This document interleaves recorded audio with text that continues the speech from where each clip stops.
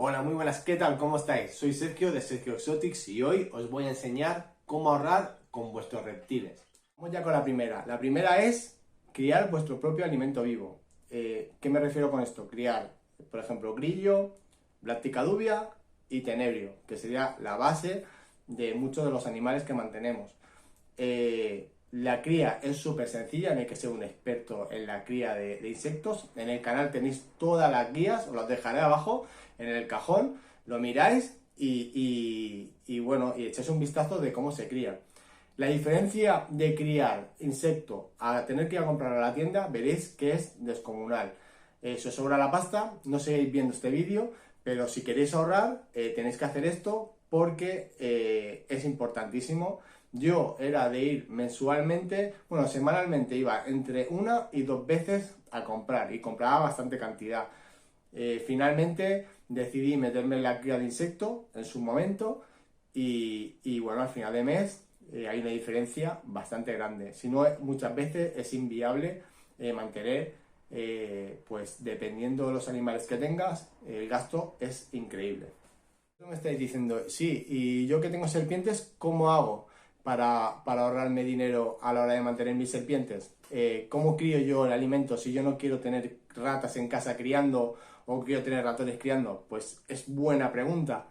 Te la voy a responder. Comprar por mayor. Yo es lo que hago. Yo cojo y compro, por ejemplo, 100 pinkies, 50 pinkies. En una tienda, si tú vas cada semana a comprar una tienda un ratón, voy a poner un precio ficticio, pero que más o menos se va a aproximar. Te va a costar un pinky 90 céntimos. Pues si lo compras al por mayor, te va a costar unos 35, 25 céntimos, dependiendo de dónde lo compres. El precio es 3 hasta 4 veces menor a lo que te va a costar solo una unidad. Y al final ese producto está congelado, envasado al vacío, cerrado herméticamente, que lo puedes descongelar cuando lo necesites y nunca se va a perder. Así que la manera de ahorrar con serpientes es siempre comprando al por mayor, congelado y al congelador y tranquilito ahí y no va a dar ningún problema. Y esa es otra forma de ahorrar a la hora de mantener vuestros reptiles. Consejo número 2, y son dos, termostatos en todos vuestros terrarios.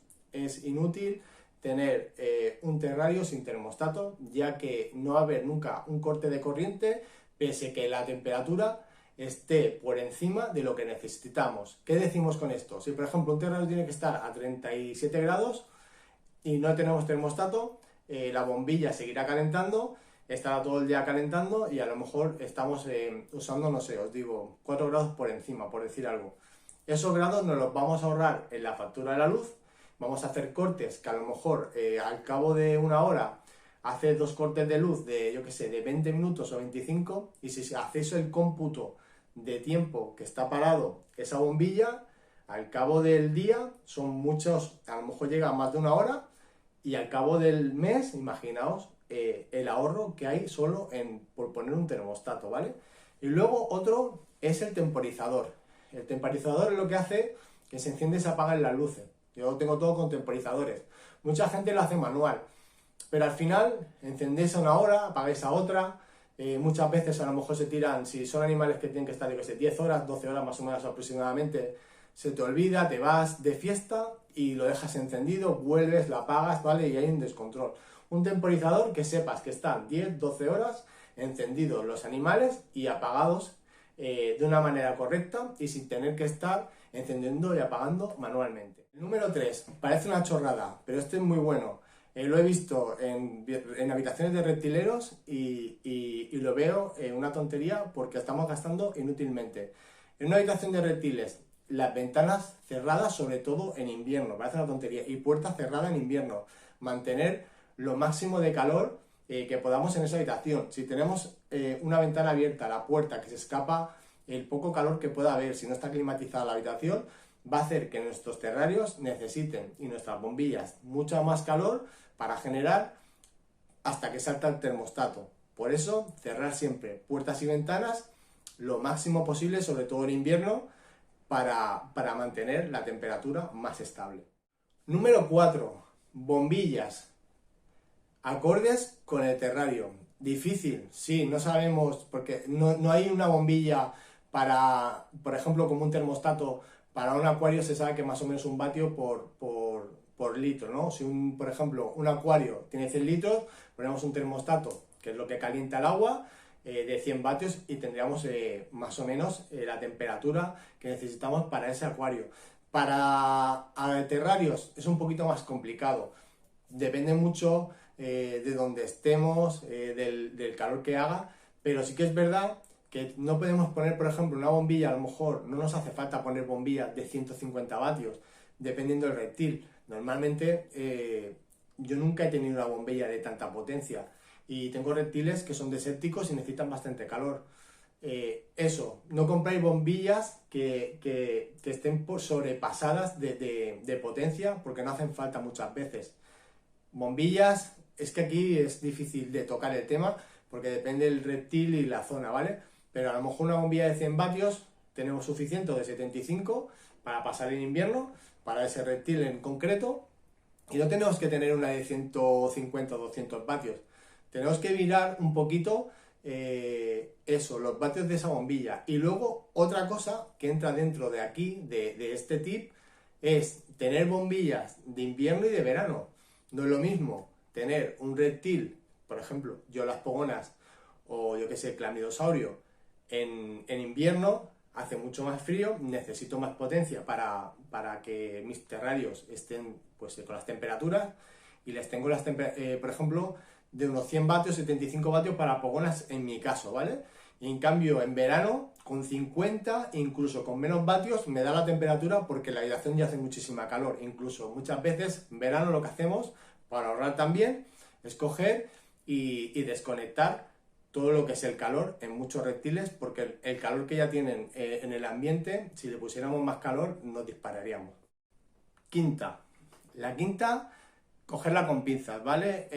Esto puede variar. Yo he hecho de las dos maneras y las dos maneras me ha salido unas veces bien y otras veces mal. ¿Qué quiero decir con esto? Bueno, pues este sería el tema de comprar bombillas de marca blanca, donde todos sabemos, pues páginas chinas. Aquí te la juegas un poco, yo lo he hecho alguna vez, he hecho pruebas.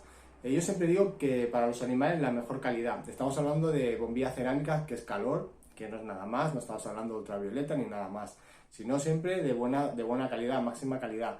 Pero he hecho pruebas de calor, de bombillas de calor, si a mí me da la temperatura que yo necesito, me da igual la marca que sea, pero sí que es verdad que hay un riesgo que a mí me ha pasado. Hay bombillas que me han durado más de un año perfectamente y otras en en un mes, incluso semanas, se funden y pierdes el dinero. Aquí tienes que valorar que, claro, el coste de una bombilla buena cerámica es caro, comprado en tienda normal, y importado de China, pues el coste es como muchas veces, depende de si sabes buscar, 3 veces menos. Está la opción esa que se te puede fundir y se funden bastante, puede pasarte. Así que este tip lo dejo en el aire. Yo lo he probado, algunas veces me ha salido bien, por probar, puedes probar, tampoco pierdes mucho dinero, te sale bien, y si no, siempre a marcas buenas y sabemos que el rendimiento casi siempre es mucho mejor. Y ya por último, os voy a decir mi último tip, que sería el tema de iluminación visual. Veo algunas veces iluminación visual pues para aporte, para dar, digamos, vigor al animal o para que esté más activo, ponen halógenos que valen, pues bueno, que tienen muchísimos vatios y verdaderamente muchas veces no se necesita ese tipo de iluminación tan potente con tantos vatios que gastan una barbaridad. Antiguamente sí que se solían poner, pero ahora tenemos los LEDs y, por ejemplo, con un fluorescente, ya sabéis que yo siempre mis montajes los hago con fluorescentes de 6500 Kelvin, de bajo consumo, de LED, que no tienen consumo casi, es mínimo, y nos dan una luz blanca perfecta, por ejemplo, para animales desérticos. Y ahorramos una barbaridad en el hecho de poner LED a un halógeno. Y por aquí ya voy a dejar el vídeo. El último tip sería suscríbete al canal, darle a like, sobre todo darle a like para que otra gente vea mis vídeos, lo promocionen y bueno, y espero que os haya ayudado, sobre todo eso, que os haya ayudado, que lo notéis en vuestras carteras a final de mes. Si hay alguno de ellos que no lo estáis usando y gracias a este vídeo lo vais a usar, decídmelo en los comentarios. Un saludo desde Sergio Exotics, un abrazo y nos vemos en el próximo vídeo. Hasta luego, adiós.